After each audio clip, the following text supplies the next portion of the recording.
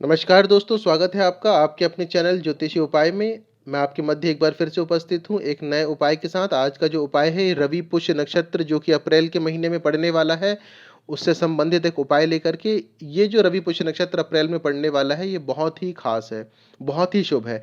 Video को अंत तक ज़रूर देखिएगा, बीच में आगे बढ़ा करके मत देखिएगा, क्योंकि कई बार ऐसा होता है कि कोई भी छोटी से छोटी जानकारी बीच में आ जाती है या मैं आपको बता देता हूँ और वो अगर छूट जाए तो हो सकता है आपको एक बड़ा लाभ होने से रह जाए या वंचित रह जाए आप। इसलिए अंत तक पूरा देखिएगा इसे। पुष्य नक्षत्र इस बार जो पड़ रहा है अप्रैल के महीने में रविवार के दिन 10 तारीख को पड़ रहा है। साथ ही साथ सर्वार्थ सिद्धि योग, रवि योग और राम नवमी की तिथि भी उसी दिन पड़ रही है, जिसके कारण से ये रवि पुष्य नक्षत्र बहुत ही ज़्यादा खास और बहुत ही ज़्यादा शक्तिशाली हो गया है। छोटा सा उपाय इस समय करेंगे तो लाभ निश्चित तौर पे आपको मिलेगा। पुष्य नक्षत्र में केवल वैवाहिक कार्यक्रम जो रहता है उसे करने की मनाही होती है। इसके पीछे की कहानी क्या है, वजह क्या है, मैंने पहले भी कई लोगों को बताया है। जो लोग पहले से जुड़े हुए हैं इस चैनल के साथ उन्हें इसके बारे में पूरी जानकारी है। केवल इस रवि पुष्य नक्षत्र मतलब कि जो रविवार को पड़ रहा है अप्रैल के महीने में, कुछ ना कुछ खरीदें, ज़रूर खरीदी अवश्य करें। खासकर सोने चांदी की चीज़ें जो लोग खरीदना चाहते हैं। लेकिन एक बात का विशेष ध्यान रखें, इस दिन खरीदी हुई चीज़ों को कभी किसी को उपहार रूप में बिल्कुल भी ना दें। केवल अपने और अपने घर, अपने परिवार के लिए ही खरीदी करें। किसी बाहर वाले को कुछ देने के लिए बिल्कुल भी ना खरीदें। शुभ तिथि में अगर हम कुछ चीज़ अपने घर में खरीद के लेकर आते हैं तो वही चीज़ जो रहता है हमारे घर में दूसरी चीज़ों के, दूसरी वस्तुओं के आने के मार्ग को प्रशस्त करता है, खोलता है। और अगर हम वही चीज़ किसी और को दे दें तो आप समझ सकते हैं कि क्या होगा। हमने तो फिर अपने लिए कुछ खरीदा ही नहीं, वो तो हमने दूसरे को दे दिया। इसीलिए जो भी करें अपने लिए करें, जो भी खरीदी करना हो अपने लिए करें। ध्यान रहे, लोहे से संबंधित चीज़ें, कांच से संबंधित चीज़ें या नुकीली या पेनी चीज़ें खरीदने से बचें या परहेज करें इस रवि पुष्य नक्षत्र में। अब चलते हैं दोस्तों तिथि की तरफ। पुष्य नक्षत्र प्रारंभ हो रहा है 10 अप्रैल रविवार प्रातः 4:31 पे, जो कि समाप्त होगा 11 अप्रैल दिन सोमवार सुबह 6:51 पे। इसी के साथ सर्वार्थ सिद्धि योग भी है, जो कि प्रारंभ हो जाएगा 10 तारीख यानी कि 10 अप्रैल प्रातः 5:55 में और समाप्त होगा सोमवार 11 अप्रैल 6:51 में। इसके अलावा रवि योग भी है। रवि योग जो है वो पुष्य नक्षत्र के साथ ही प्रारंभ होगा रविवार 10 अप्रैल सुबह 4:31 पे।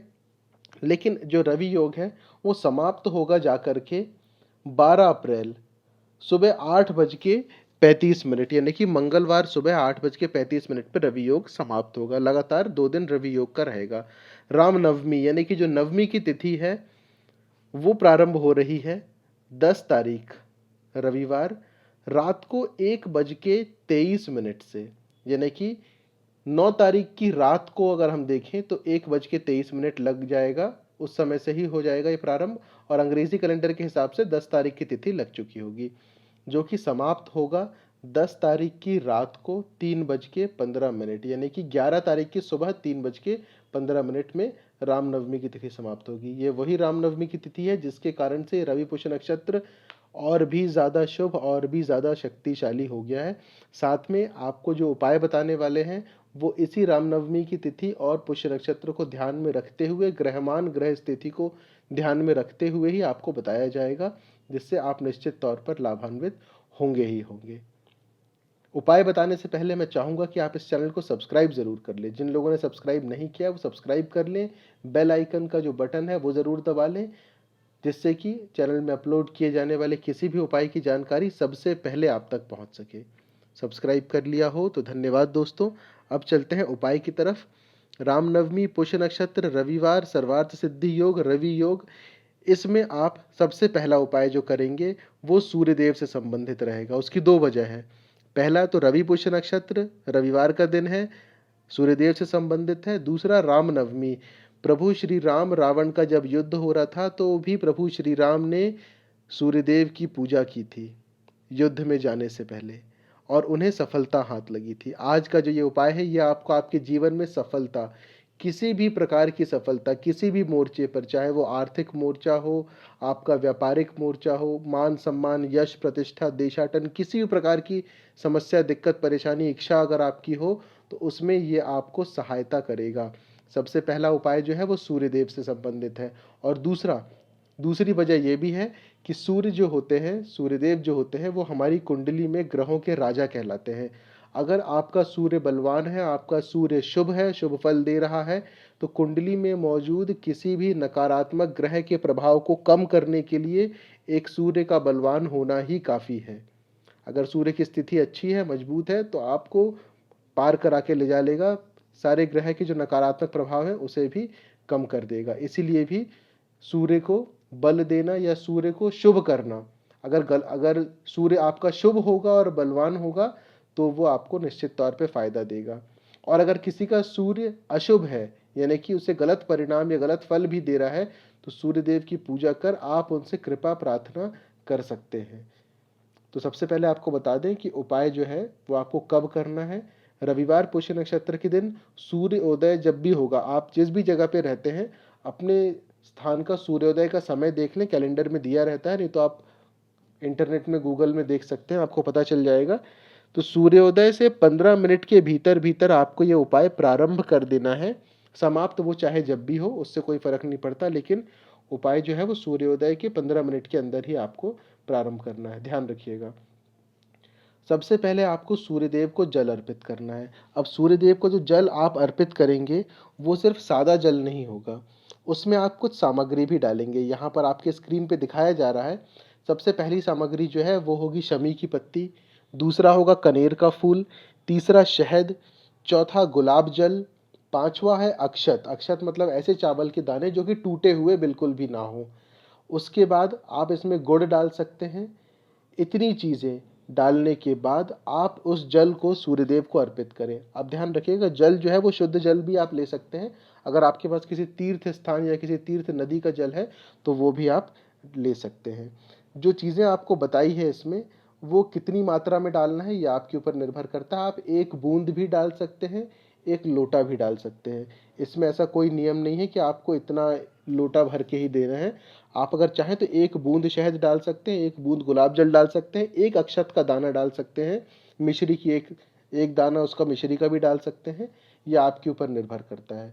बस जब भी आप डालें, जब भी आप सूर्यदेव को जल अर्पित कर रहे हो, तो जैसा आपके स्क्रीन पे भी दिखाया जा रहा है कि दोनों हाथ आपके कंधों के ऊपर होने चाहिए, और जल की धार जो है वो सूर्यदेव को आप जब अर्पित कर रहे हो तो सूर्यदेव की किरणें या रोशनी उस जल से होते हुए आपके शरीर पे आनी चाहिए। इस प्रकार से आप जल अर्पित करें। और जब जल अर्पित कर रहे हो तो जो आपके स्क्रीन में अभी मंत्र दिखाया जा रहा है, इस मंत्र का भी निरंतर जाप करते रहें। जल पतली धार के रूप में चढ़ाएं, ऐसा नहीं कि एक साथ पूरा आपने वहां ले जा करके उड़ेल दिया। पतली धार के रूप में जल अर्पित करें, मंत्र का जाप करते रहें।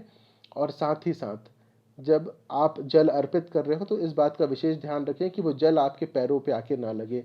कोई एक गमला या बर्तन आप रख लें जिसमें कि वो जल गिर रहा हो, जिससे कि वो जल वहीं रहे, आपके पैरों पे ना लगे। ये पहला उपाय था जो कि आपको सूर्य देव को जल अर्पित करने के साथ साथ करना है, और ये उपाय सूर्योदय से 15 मिनट के भीतर ही आपको करना है।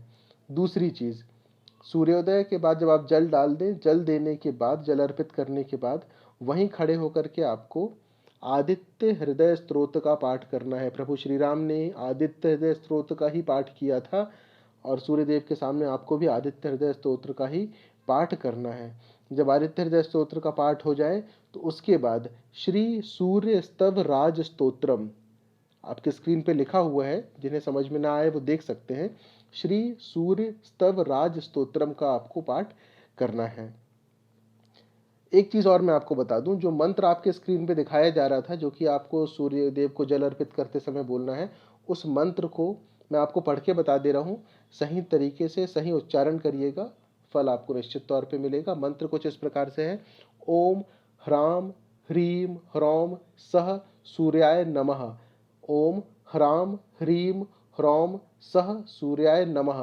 ह का उच्चारण भी आ रहा है वहां पर, ध्यान दीजिएगा। मैं अंग्रेजी और हिंदी दोनों में ही ये मंत्र लिखा हुआ है, आप इसे पढ़ लीजिएगा। और जो मैंने आप लोगों को बताया श्री सूर्य स्तव राज स्तोत्रम, ये नीचे डिस्क्रिप्शन बॉक्स में पूरा दिया हुआ है।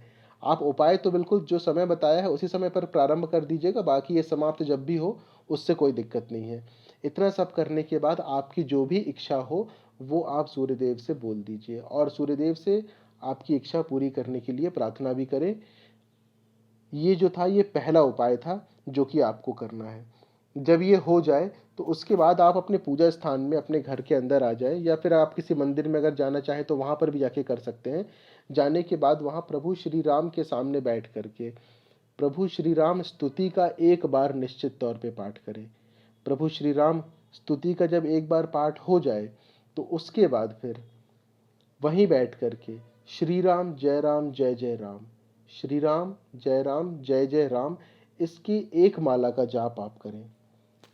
ये वो चीज़ें हैं जो आप चाहें तो रोज़ अपने घर में कर सकते हैं, नहीं कर सकते हैं तो कम से कम ये ऐसे विशेष दिन जैसे कि रवि पुष्य नक्षत्र हो गया, रामनवमी की तिथि हो गई, ऐसे समय पर ये चीज़ें आप निश्चित तौर पर करें, जिसका कि फल आपको कई गुना बढ़ कर के मिलेगा। इतना होने के बाद आपकी जो भी समस्या जो आप चाहते हैं जिसका कि निवारण हो जाए, निराकरण हो जाए, वो आप प्रभु श्री राम से बोल दें, प्रार्थना कर लें और आपकी जो इच्छा है उसके लिए भी आप बोल सकते हैं, प्रार्थना कर सकते हैं। अगर आपके मन में श्रद्धा इच्छा हो, किसी प्रकार का भोग आप चढ़ाना चाहते हैं तो चढ़ाएं, इच्छा नहीं है या नहीं चढ़ा पा रहे हैं, कोई और वजह है तो भी कोई बात नहीं। बस एक बात ध्यान रखिएगा कि पूजा पाठ आप जब भी करें, विधि विधान आए चाहे ना आए, मन में श्रद्धा और भरोसा विश्वास पूरी तरह से होना चाहिए। हम लोगों से कुछ नहीं आता, हम लोगों ने भी जो सीखा, जो देखा, जो जाना है वही आपको बता पा रहे हैं, लेकिन ये आपकी ही श्रद्धा भक्ति विश्वास है जिसके कारण से आपको फल प्राप्त हो रहा है। जितना आप भगवान से दिल से जुड़ेंगे फल भी आपको उसी प्रकार से प्राप्त होगा। ये सिर्फ आपकी भक्ति भाव है जो कि भगवान स्वीकार कर रहे हैं और कुछ भी नहीं है इससे ज़्यादा। किसी और का कोई हाथ नहीं है, आप जो भी कर रहे हैं उसी का फल आपको मिल रहा है। हमारे कर्म बहुत बड़े हैं और हमारे कर्म अगर हम पूरी तरह से समर्पित भाव से भगवान के लिए कुछ करेंगे तो भगवान हमें आशीर्वाद देने के लिए विवश हो जाएंगे। अब आपको बता देते हैं खरीदी करने का समय जो है या अति शुभ मुहूर्त जो है खरीदी करने का वो कौन सा रहेगा। पहला जो मुहूर्त है वो रहेगा दोपहर 2:07 से 3:20 के बीच में, रविवार 10 तारीख या 10 अप्रैल को। दूसरा मुहूर्त भी उसी दिन है, शाम को 6:40 से 8:55 के बीच में। ये वो दो मुहूर्त या दो समय है जिसके बीच में आप खरीदी कर सकते हैं। दोस्तों एक बहुत छोटी सी बात है, समस्या हर किसी के जीवन में होती है, समस्या होती भी है बहुत छोटी या बड़ी, लेकिन उसका जो समाधान होता है कई बार इतना छोटा होता है जिसकी कि हम उम्मीद भी नहीं कर सकते हैं। बस सही जानकारी के अभाव में हम भटकते रहते हैं, परेशान रहते हैं तथा उपाय नहीं कर पाते हैं और समस्या हमारी बढ़ती चली जाती है। जो उपाय आपको इस चैनल में आज बताया गया है इसे आप हर किसी के साथ शेयर करें ताकि हर किसी के जीवन में जो भी परेशानी हो, जैसी भी समस्या हो, वो इस उपाय के माध्यम से उस समस्या या परेशानी को कम करने का प्रयास कर सकें। जब कोई दूसरा इससे लाभान्वित होगा तो आप भी इस पुण्य के भागी निश्चित तौर पर बनेंगे। जल्द ही दूसरे उपाय के साथ फिर उपस्थित होंगे। वीडियो को लाइक ज़रूर करिएगा, लाइक करने से भी ज़्यादा से ज़्यादा लोगों तक ये वीडियो पहुँचने लगेगा अपने आप। चैनल को सब्सक्राइब ज़रूर कर लें, बेल आइकन का बटन दबा लें। जल्द ही दूसरे उपाय के साथ फिर उपस्थित होंगे। धन्यवाद।